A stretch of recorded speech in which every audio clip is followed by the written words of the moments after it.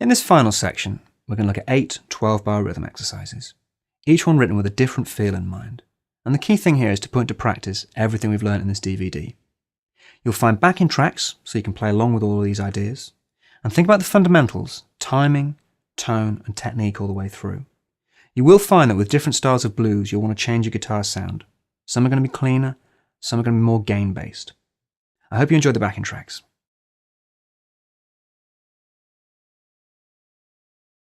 This first exercise is a 12-bar version of the Chicago Shuffle we saw earlier. There are many ways you can approach this, many different tempos. We've gone for a sort of upper mid tempo here. You can play this with palm muting or without palm muting, depending on how clean you want the sound to be. I've added a few embellishments here to make it a bit more interesting, a couple of extra notes thrown into the sequence, just to give the harmony a bit more colour and to give a bit more movement to things. Let's try it out.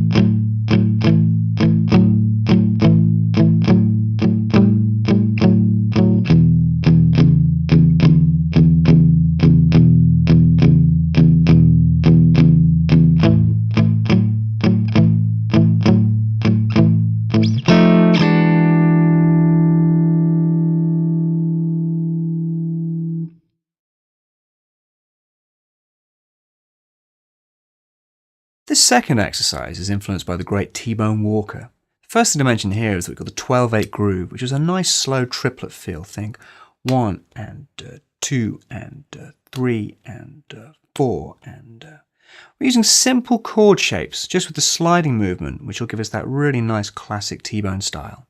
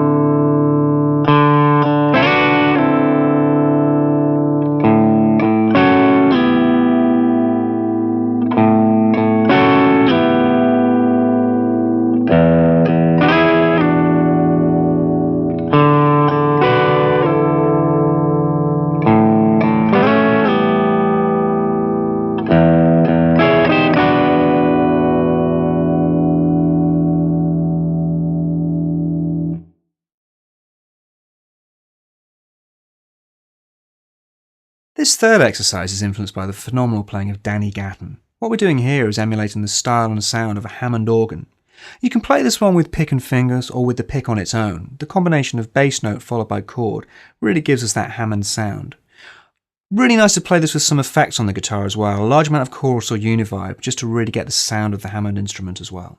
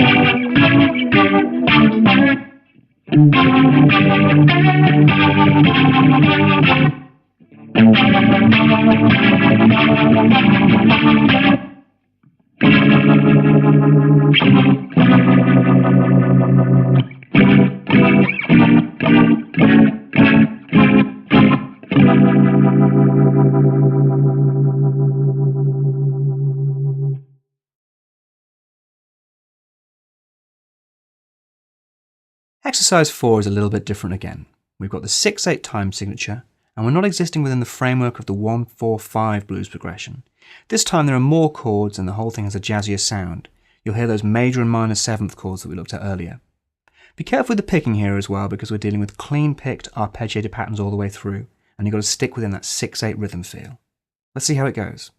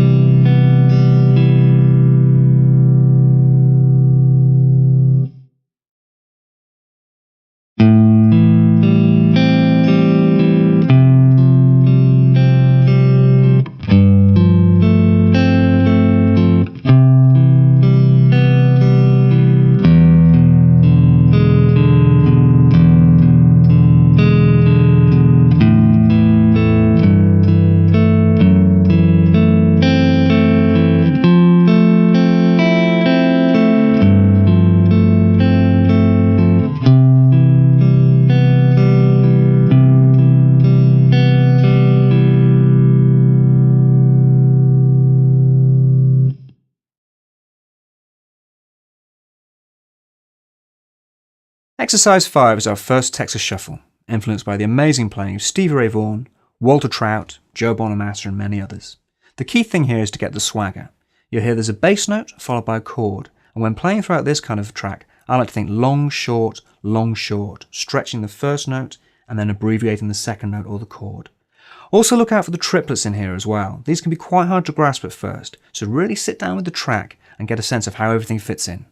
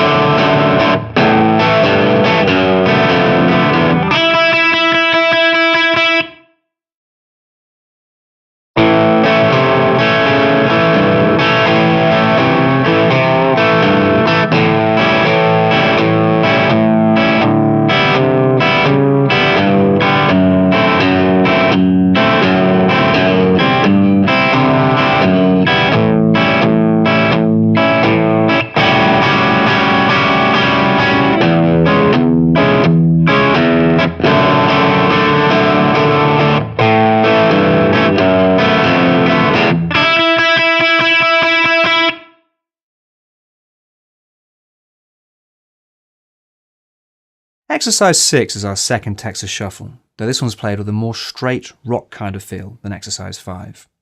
The influences here are ZZ Top's Billy Gibbons and the incredible Eric Johnson. This track is mostly double stops, so you can really think about getting those thick, raunchy tones whilst also leaving some space. You'll also hear that there are some notes played on non-adjacent strings, which will encourage you to use the hybrid picking, i.e. plectrum and finger approach, or try using the fingers all the way through for this one, which will give you a really nice, fat, warm tone.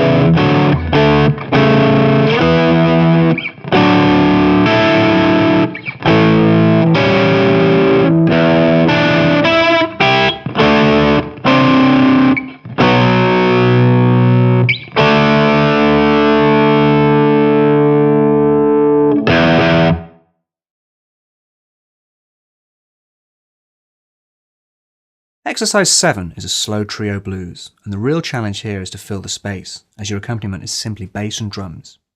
The influence is the great Jimi Hendrix, so we're looking at some of his classic devices, double stops, octaves, and the triads we looked at earlier. The tricky thing is just getting everything in, as although it's slow, it's incredibly detailed. So really sit down with this one bar by bar and get everything into place, always thinking about tones and timing throughout.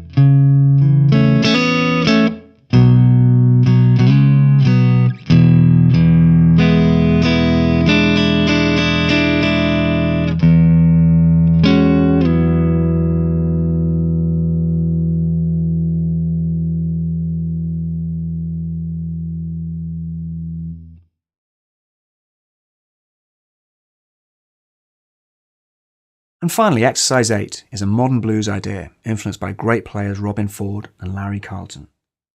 This one doesn't really fit into the standard structure of the blues. There are far more harmonic twists and turns, maybe brought in from the jazz side of things, which give it a more interesting and unique sound.